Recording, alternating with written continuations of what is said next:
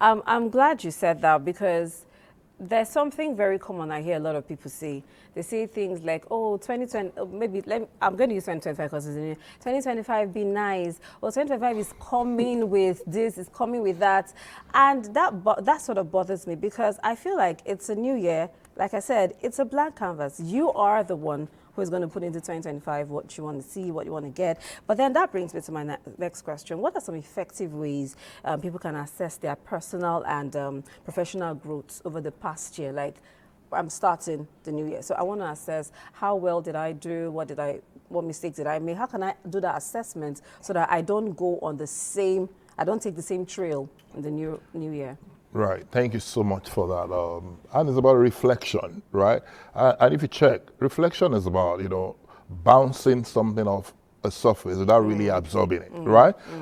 So it is for people to sit down and calibrate. I think it was Aristotle who said that a life that is not measured is not worth living, right? Because you need to set metric for yourself. And in my work as a management consultant, when I'm doing talent management for organization, I've developed a tool, by which people can, I call it the scanner model, which is actually an acronym for SKANR. You scan yourself, and S stands for skills, K for knowledge, domain-specific knowledge, A for attitude, N for network, and R for resources. So even for you, Tochi, it's a tool that you can use to be able to evaluate last year. No, I will use to that. say, wait a minute, what skills did I develop last year? What new knowledge about my profession did I acquire? What attitude, did I adopt? And what new network, was I able to build? Yeah. And then what new resources came into my life? But guess what? The same tool can be used for 2025 to then say, this year, what are the top 3 skills that I need to be the best in what I do? Okay. All right? And then like that. And then you're able to find the gap that, okay, of all these top 3 skills, on a scale of 0 to 10, where am I today? Where do I need to be? Okay. And that way you have a pathway. I'm going to put that. So what's your I want you to talk to my audience. What's your advice for setting meaningful and realistic goals for the new year? Well, let me first start by saying that everybody's dream is valid, all right? Because you see, there are all manner of schools of thought. There are people who say, oh, set small goals. There are some people that will say, set big, hairy, audacious goals. Well, what matters is that you set goals, first of all. And a goal is essentially what you desire to achieve, right? So I would say that whoever you are, whether you're an executive watching this, whether you're a young person, is to first sit down and look at the different aspects of your life.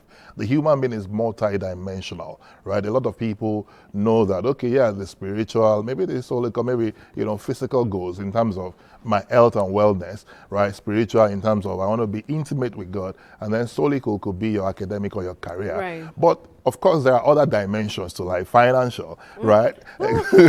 You just mentioned that, because money is a very integral part of, of life. It's not the only thing about life, but it's very important, right? So now you need to tell yourself, today being the 1st of January, by the end of March, Q1, what do I want to achieve in all these areas?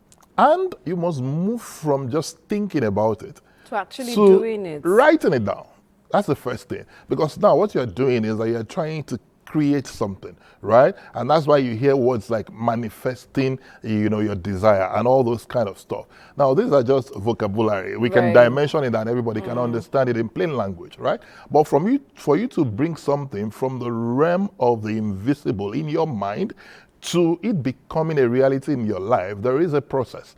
And goal setting is an integral part of that process. Right. So when you're thinking about it and you're visualizing that which you want to achieve, let's take, for instance, a lady watching this, you want to lose 70 pounds, all right? And so you've seen somebody who has the right weight that you're looking for, and you're always visualizing that. Maybe you've even gone on Pinterest and you've, taken a picture, you put it on your fridge somewhere you can always see it.